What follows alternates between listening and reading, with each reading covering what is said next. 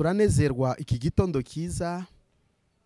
Mana yemeye ko tongere tuhagarare imbere yanyu, tubanje kubasuhuza mu izina rya Yesu Kristo. Imana ibaho umugisha.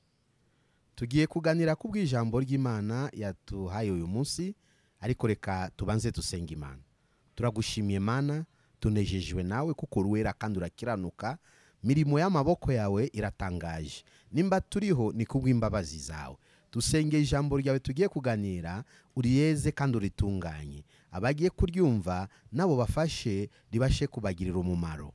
Uwo twirukanye ni mwanzi Satani, udushoboje kandi utuwe kuba maso kugeza uzaza kujyana itorero mu izina rya Yesu. Amin. Nitwa Pasteur Serugendo Dismasi, tuba dukora umurimo w'Imana mu itorero ritwa Pentecote de Réveil Philadelphia. Iki gitondo kiza cy'amahoro, Imana ishatse ko tuganire ku murimo wayo. Turaganira ku murimo w'Imana. Gukorera Imana ni byiza. Bene data, nasuzumye imirimo myinshi dukora hano ku isi cyangwa abantu bakora hano ku isi, nasanze ko umurimo mwiza kandi uhesha umugisha kurushaho ni ugukorera Imana ukiranutse. Kuko iyo murimo w'Imana bituhesha imigisha ebyiri tukiri hano ku isi, ari byo Imana ikora ku muntu wayikoreye mu kuri no mu mwuka. N'umunsi umwe tuzabona ubugingo buhoraho. Iyo Yesu yarabivuze. Ariko sasa mu buryo tukorera Imana, sinzi nimba igiye uhuye n'ibibazo mu uyu murimo w'Imana wifata gute. Kigiye Satani yaguteje igeragezo, wagarara gute? Cyangwa mugiye uba ku murimo w'Imana, ndukatekereze ko uzahura n'ibyiza gusa. Tugiye kuganira buryo Yesu yicaranye n'intumwa akababwira ibizaba mbere yabo, cyangwa agiye kimwe muzahura n'ibi bibazo. Turasoma Matayo gice cya 10, tutangire ku murongo wa 16 tumanuka hasi. Mutwe w'ijambo ravuga iburyo intumwa zizarenganwa. Uburyo intumwa zizarenganwa wabivuze ni Yesu Kristo abwira intumwa ze kuyu murimo. Birashoboka ko bizageragiye kimwe muzabashe gukora iki? Kurenganwa. Dore mbatumye muri intama agati y'amasega, nuko mugira ubwenge ng'inzoka, kandi muzabe ng'inuma mutagira amahugu.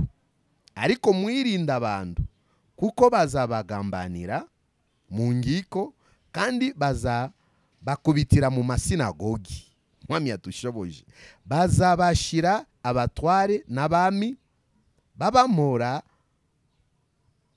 Muzaba abagabo bo guhamya imbere yabo n'imbere y'abapagani. Ariko niba bagambanira, ndimu zahagarike umutima wuko muzavuga cyangwa ibyo muzavuga, kuko muzabibwirwa muri uwo mwanya.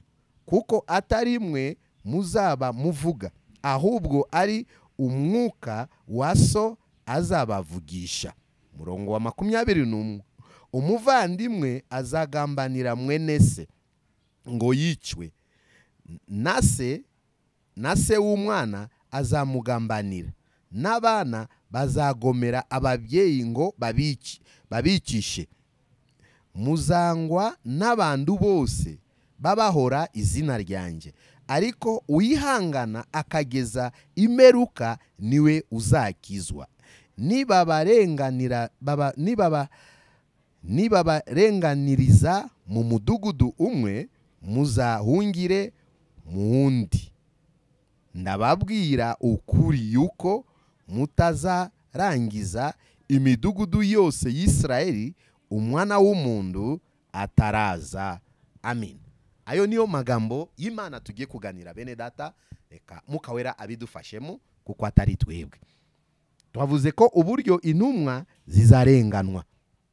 Mu gihe cyose ufite muhamagaro y'Imana, kandi ndukisuzugure murimo yose ukorera Imana.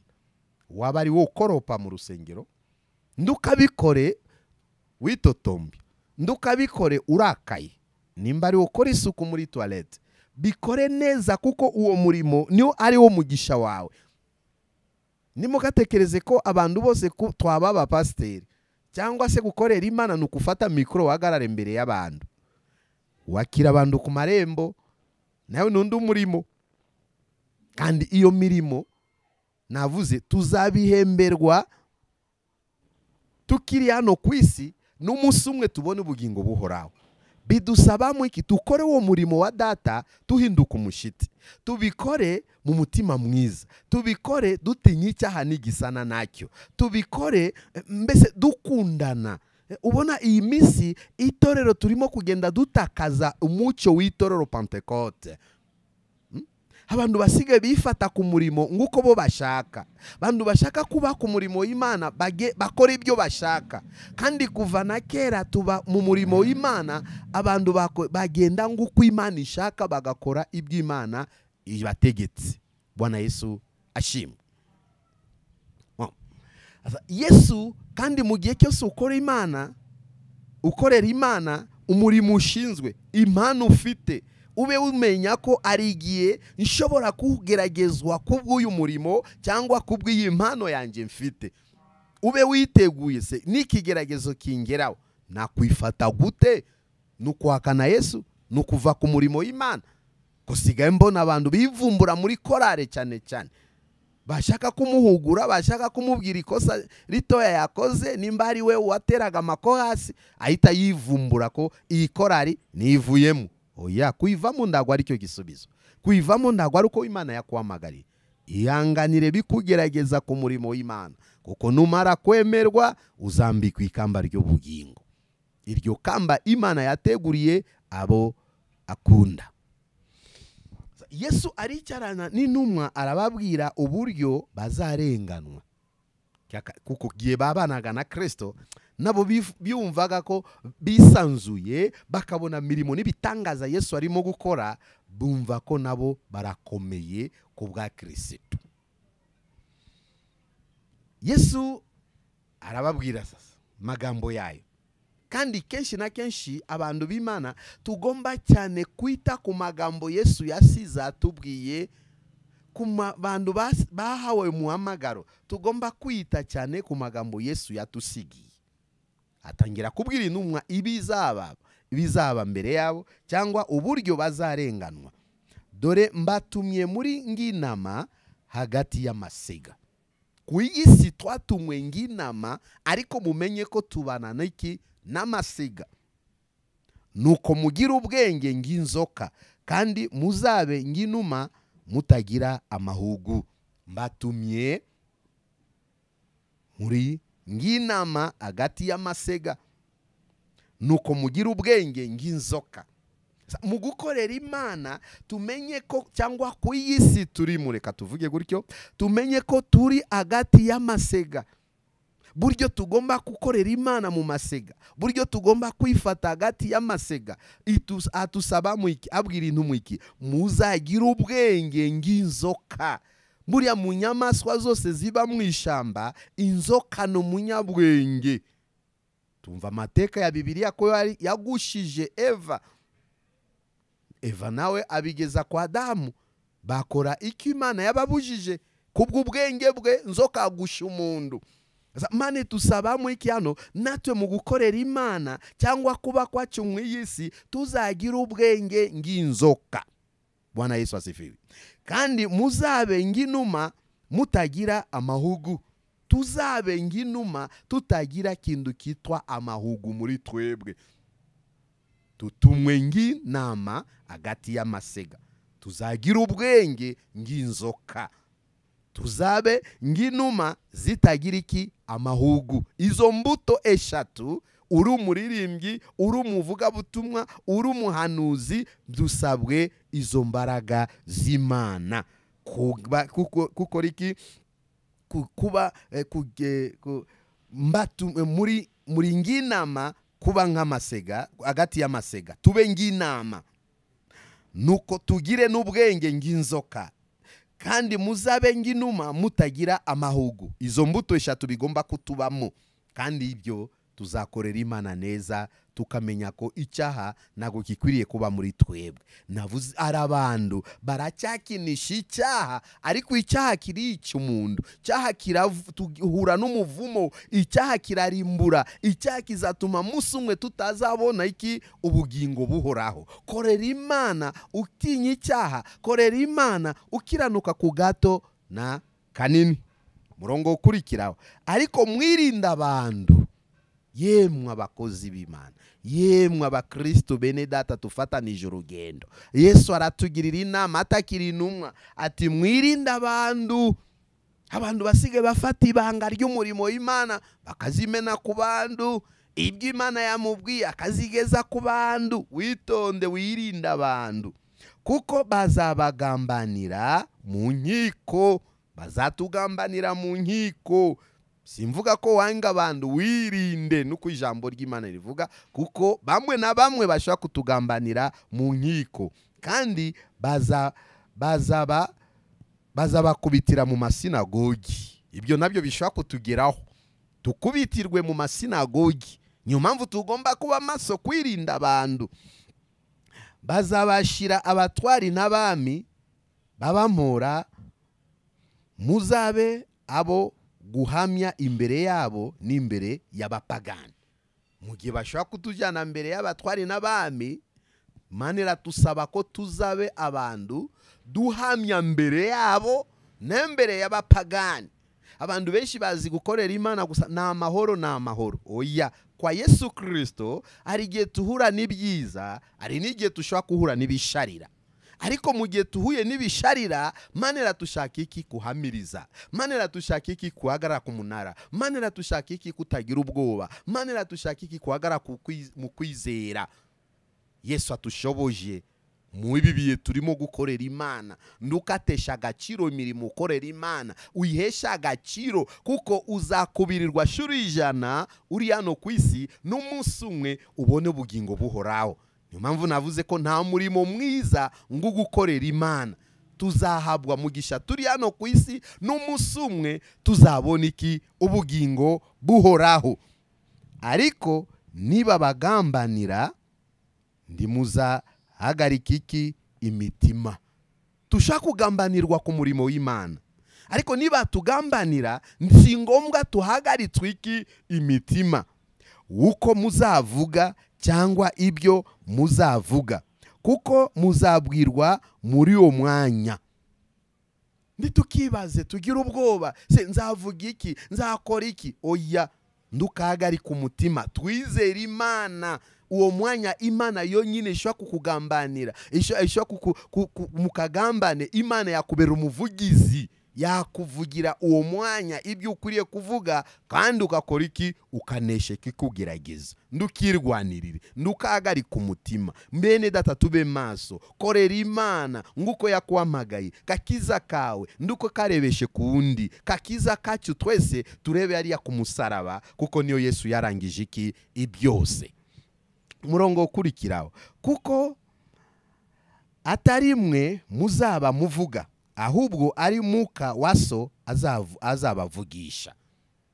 Ntabwo ari twebwe tuzavuga, Mwuka wa Data niwe azamanuka muri twebwe atuvugire, aturwanirire, atuneshereze. Uzi ko ari wowe wineshereza ikigeragezo? Oya, ni imbaraga z'Imana. Kandi mu rubanza ube uceceka, uwo mwanya Mwuka w'Imana azaza akuvugire, uneshe ikigeragezo wari ufite. Umuvandimwe azagambanira mwene se. Ibyo nabyo byabaho, ndukatangazwe nabyo, kuko Yesu yarabivuze. Umuvandimwe azagambanira mwene se. Ibi biraducumuza. Koko muvandimwe w'umuntu, muvandimwe wanje yangirira gutyo. Yesu yarabivuze ko umuvandimwe azagambanira mwene se ngo yicwe. Kandi yose ni umwuka w'iki? W'ishari. Muvandimwe azashaka kukugambanira wicwe. Na se w'umwana azamugambanira. Na se w'umwana ashaka umugambanira tutabaye amaso. Satani akwinjiranye, wagambanira umwana wawe. Yesu adushoboje. N'abana bazagomera ababyeyi ngo babikishe.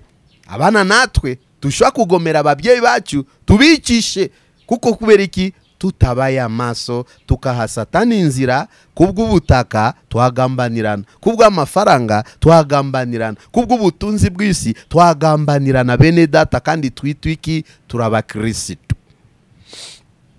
Murongo ukurikiraho Yesu arongera aravuga, muzangwa n'abantu bose babahora iki? Izina ryanjye. Rimwe na rimwe ngo ndakusanga kigereranyo cy'abantu baragereranya buzima igihe bari abapagani n'igihe bamaze kuba abakristo. Umuntu akavuga ko njyewe igihe nari umupagani naracuruzaga nabonaga inyungu, njyewe igihe nari umupagani nari mfite inshuti, igihe nari umupagani nabonaga gutya na gutya, ariko maze kwitwa mu Kristo mbona bintu yarahindutse. Kuko isi turimo nta mahoro y'isi, isi si yacu. Niyo mpamvu Yesu yaravuze hano, muzangwa n'abantu bose babahora iki? Izina ryanjye. Nayo bibyemere, umenye ko ari ikindi kintu gishobora gutuma abantu bakwanga bakuhora iki? Izina ry'umwami Yesu Kristo. Ariko wowe uhagarare ku munara, ube maso, usenge, wirinde kibi, Imana izakuneshereza uru rugamba. Ariko wihangana akageza kuri kumeruka niwe uzakizwa. Reka tusubire tena kuyu murongo, muzangwa n'abantu bose babahora izina ryanjye, ariko wihangana akageza imeruka niwe uzakizwa. Wihangana mu ibyo ahura nabyo akageza kumeruka, uriya muntu niyo Yesu yashimiye, arashimangira ko uriya muntu azakora iki? Azakizwa. Ibi bihe turimo abantu twese twavuga turakijijwe, ndakijijwe, ariko hano Yesu abigaragaza iki? Uzihangana akageza kumeruka, uriya niwe uzakora iki? Uzakizwa. Komera, ushikame, wihanganire bikugerageza kugeza kumeruka. Nugera kumeruka niyo uzemerwa ko urakora iki? Urakijijwe. Ariko ubu tutaragera kuri meruka, turacyari mu rugamba. Tugomba kuba maso, tugomba kwirinda kibi, tugomba gushaka imbaraga z'Imana, tugomba gushaka umwuka wera. Kera batwigishaga turi mu itorero Pentecote, mushaka imbaraga z'umwuka wera, kuko umwuka wera niwe mufasha. Ariko iminsi ubona gusenga byaratunaniye, kwihana ibyaha byaratunaniye, kandi kuzura umwuka wera bigusabamo kwisuzuma, ukasaba Imana imbabazi, ukatura ibyaha, ukasabirwa imbabazi, na niyo mwuka wera yabona umwanya yo kukusanga, kubona icyicaro, ashira icyicaro mu bugingo bwawe. Iyi minsi ubona iyi toro Pentecote tusigaye tushira ibyapa mu marembo, ariko umwuka wera ntago tugifite imbaraga zo kushaka umwuka wera. Uzihangana akagera kumeruka niwe uzakizwa. Ngusabiye kwihangana ugere kumeruka, kuko hariya niyo tuzabona kimenyeto cy'abakijijwe. Murongo ukurikiraho, niba barenganiriza mu mudugudu umwe, muzahungire kundi. Niba barenganiriza mu mudugudu umwe, muzahungire muhundi. Ndababwira ukuri yuko mutazarangiza imidugudu yose y'Israeli umwana w'umuntu ataraza. Niba barenganya ku y'umudugudu, muhungire kundi.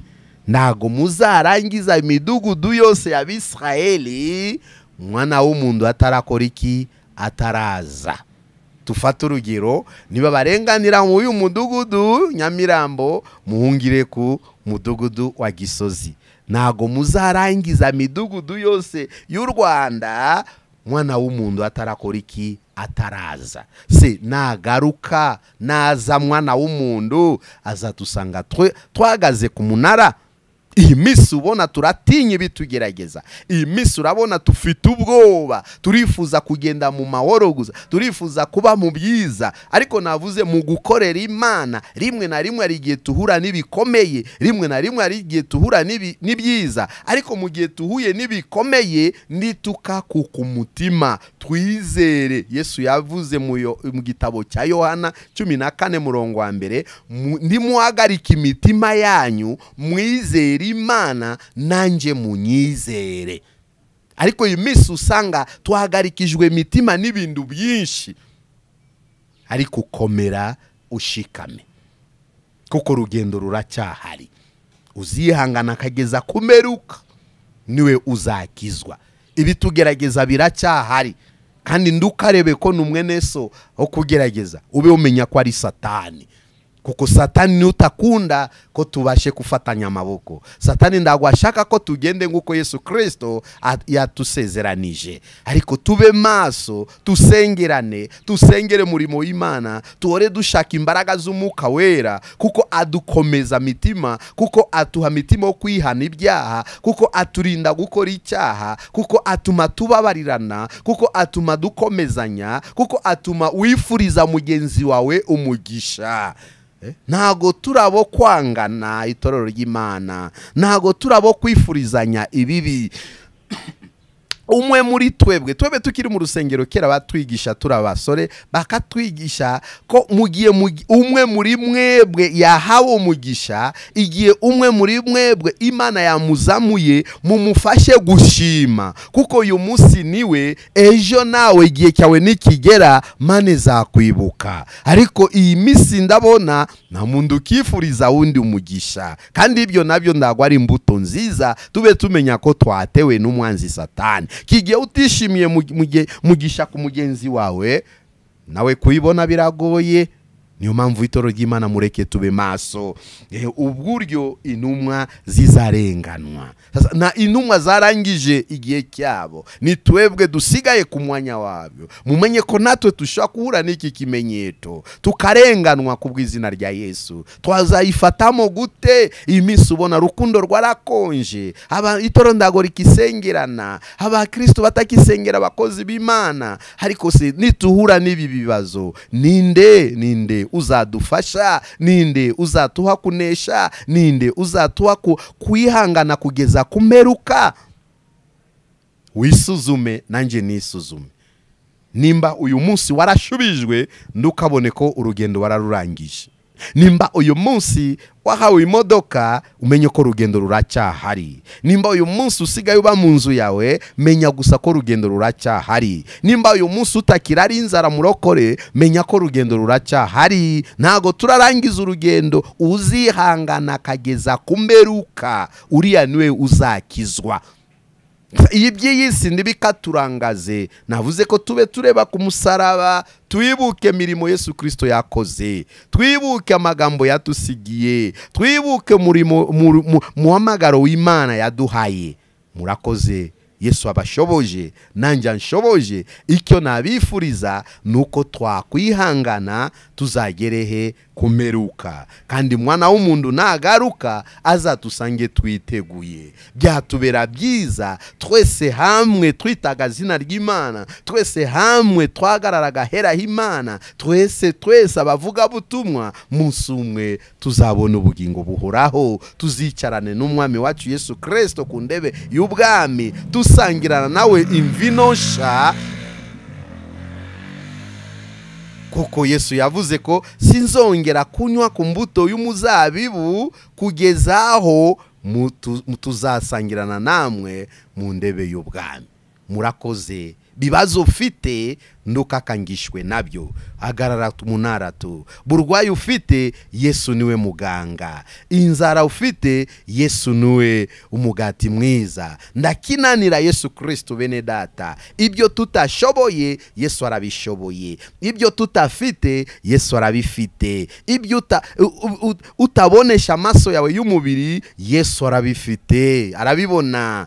bibazo birimo kukurwana utabashije kubimenya, Yesu arabizi. Amasezerano yagusezeranije ntago aribagirwa, aracyabyibuka. Wowe ushobora kubyibagirwa ariko Yesu aracyabizi. Niyo mpamvu ndasaba batarakizwa, byari kuba byiza mwakwinjira muri uyu muryango wa Kristo, mukitwa ba Kristo, namwe akabaha imbaraga zo kwihanganira bibagerageza kugeza kumeruka. Kandi uzagera kumeruka, Bibiliya iratubwira ko niwe uzakizwa.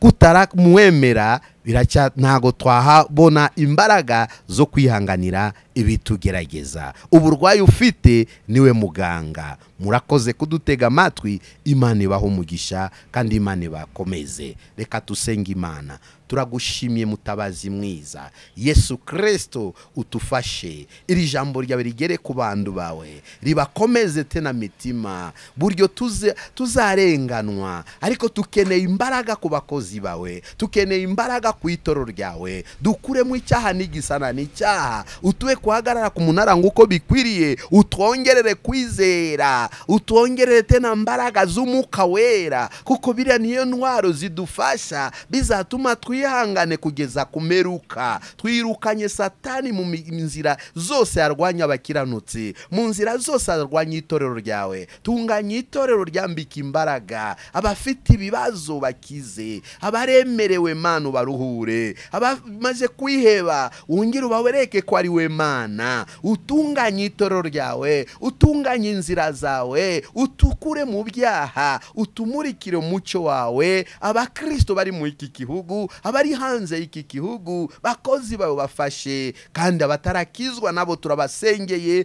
tubasabira imbaraga zo kuva mu mwijima no kugenda mu mucyo wawe. Data, urakoze kubwira ijambo, reka ridufashe kandi ridushoboje kugezaho uzaza kujyana itorero, uzadusange twese twiteguye. Turagushimye Mana, urakoze. Cyubahiro kibi cyawe tubigusabye twizeye mu izina rya Yesu, amina.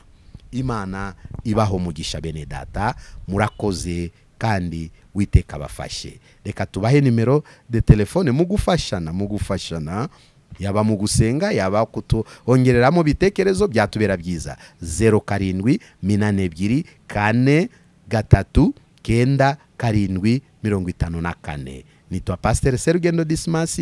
Imana ibaho umugisha, amina.